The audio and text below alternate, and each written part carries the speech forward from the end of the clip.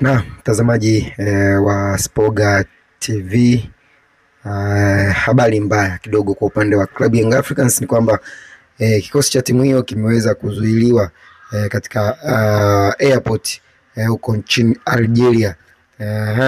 Bwana, klabu Young Africans, taarifa ambazo zimetufikia hivi punde ni kwamba huko nchini Algeria wameweza kuzuiwa katika airport ya pale Algerias, kwa maana ya kwamba tangu wafike mpaka sasa hivi wameshindwa kuweza kuondoka ndani ya airport hiyo. Young Africans mpaka sasa hivi ni zaidi ya masaa 4 tangia atue katika airport hiyo, wamezuiwa kuweza kutoka. Hiyo ni kulingana na mizigo au vifaa vya Yanga kuweza kuzuiliwa. Mizigo kwa maana ya unajua kama timu inasafiri na mizigo, kwa maana kuna jezi, viatu, mipira, lakini pia zile koni za kufanyia mazoezi, vyote vimeweza kuzuiwa katika airport hiyo, jambo ambalo limewakwamisha Club Young Africans kuweza kuondoka mpaka sasa hivi hapo airport, jambo ambalo limekuwa sio la kiungwana kabisa kufanyika kwa nchi za Kiarabu. Kama ambavyo imezoelewa, nchi za Kiarabu zimekuwa na vioja vingi sana katika kutafuta triki za kuweza kupata matokeo, lakini sio Yanga peke yake ambao wameweza kuzuiwa. Taarifa ambazo tumepata ni kwamba klabu pia ya Mamelodi Sundowns ambayo pia ina mchezo dhidi ya MC Alger huko nchini Algeria, pia nayo imeweza kuzuiliwa kuweza kutoka mpaka sasa hivi, kulingana na vifaa vyao kwa maana ya mipira, koni, kuweza kuzuiliwa ndani ya airport hiyo, kwani mpaka sasa hivi havijaweza kutoka. Kwa hiyo Yanga pamoja na Mamelodi wote kwa pamoja wapo katika airport hiyo, wamekwama mpaka sasa hivi, bado hawajafanikiwa kuweza kutoka katika airport hiyo. MC Alger wao watacheza na Mamelodi Sundowns, lakini Young Africans wao watacheza na JS Kabylie, wote watacheza huko nchini Algeria. Hivyo JS Kabylie wameanza tayari vihoja kuhakikisha kwamba Young Africans hawapati vitu vyao kwa wakati ili kuweza kufanya mazoezi, na hiyo ndio zimekuwa ni triki zao mara kwa mara. Wameshawafanyia baadhi ya timu nyingi tu ambazo zimekuwa zikienda hapo nchini Algeria. Kwa hiyo JS Kabylie tayari wameanza kutangaza vita dhidi ya wananchi, lakini pia wananchi ambao wanaenda kucheza mchezo wa pili wa ligi ya mabingwa tayari washacheza mchezo wa kwanza, hivyo wanakumbana na hizo changamoto ambazo timu kubwa nyingi zimepitia. Hivyo wananchi wanatakiwa wasitoke katika mchezo, kwani timu kama hizo za Uarabuni zimekuwa zinatumia mbinu nyingi kuhakikisha kwamba zinamzoofisha mpinzani kabla ya kuweza kukutana nao.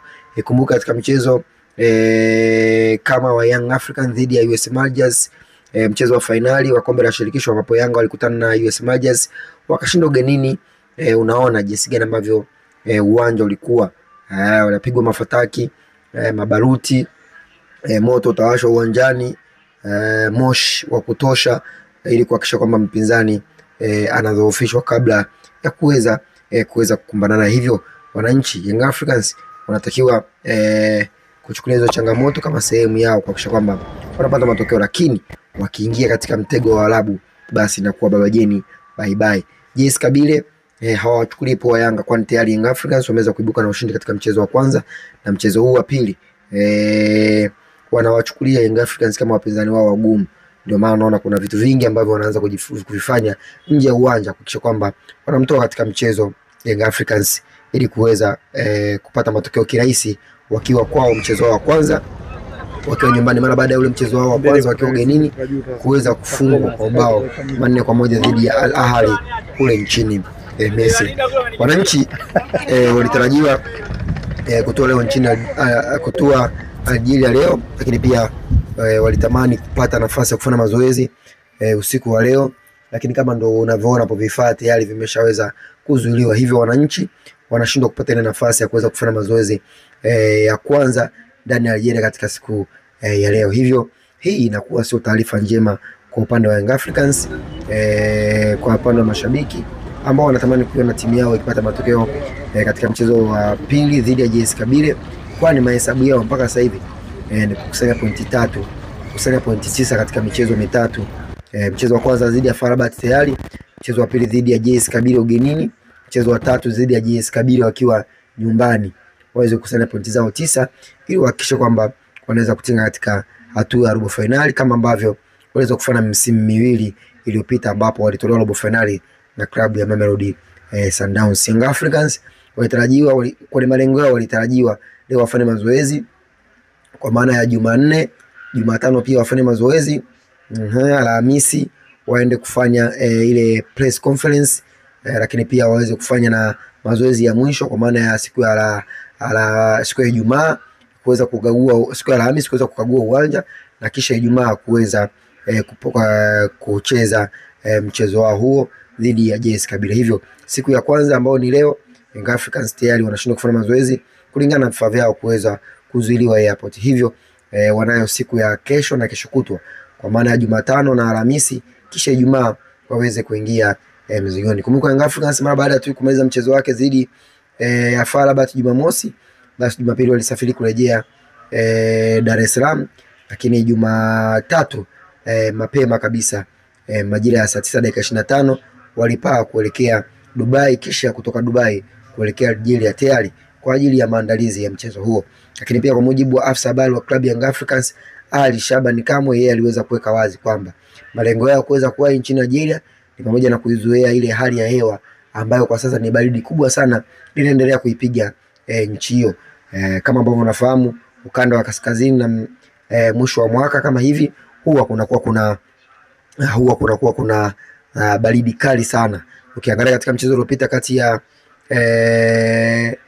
kati ya Stade Malien dhidi ya Esperance de Tunis kule Tunisia, unaona kwa kiasi gani ambavyo wachezaji wa Stade Malien waliweza kuvaa yale blanket maalum kwa ajili ya kuzuia baridi wakiwa kwenye bench.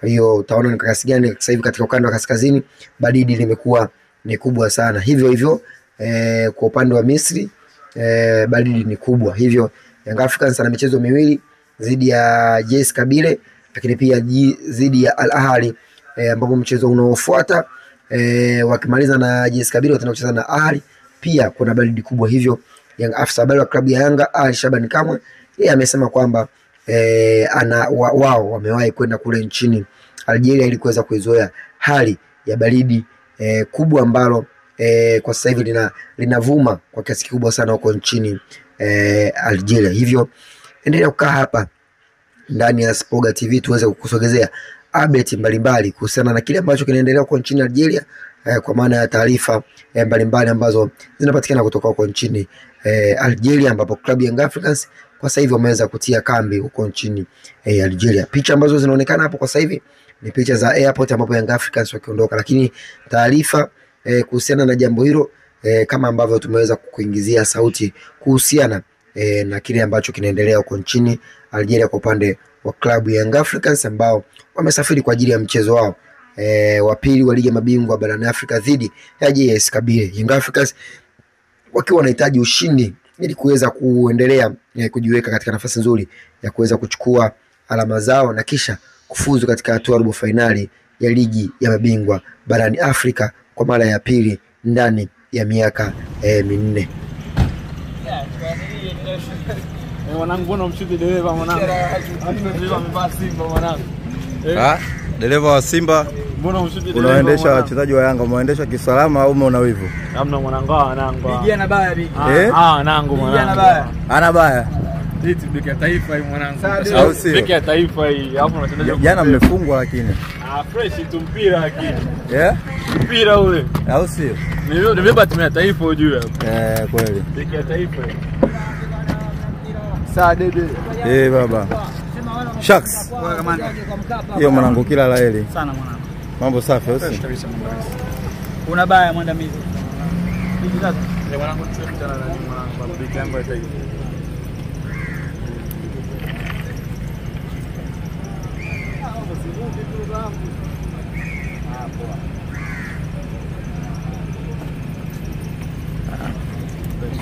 Namkubali sana. Haina mambo mwanangu. Bora nili.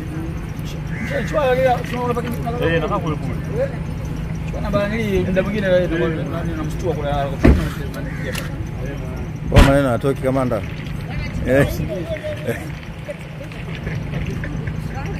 Lampard wa Morogoro. Saa dede. Niambie mwanangu. Una baya mwanangu. Alwata namwona Lampard. Ofen Francis Chikola. Kaka tutaungua najua sasa. Ni ndugu yangu bwana. Twalibu Msheli. Bigi sijakamkaba bure ujue Bigi. Sema ana baya mwanene. Bigi ana tabu. Sasa hivi unawahi kisa unahitaji nida huko eh? Mwanangu nitike picha na wanangu hao mwanangu. Wewe vipi mwanangu? Sasa hizi hamna nida unawahi mbele. Sasa Bigi. Sheri. Mambo. Wacha. Bigi anawahi sana nini? Sasa hivi ana nida? Hapa Bigi sasa tunahitaji. wanapiga simu. Tayari sana. Flash. Haina no mwanangu. Sticker. Sticker mzangu hivi. Naona juzi umepost video yako moja ile. Sasa hivi nimekasirika. Sasa hivi nimechukia. Simuona nilivyokuwa nani unatoka bado kitambi tunapambana nacho kidogo.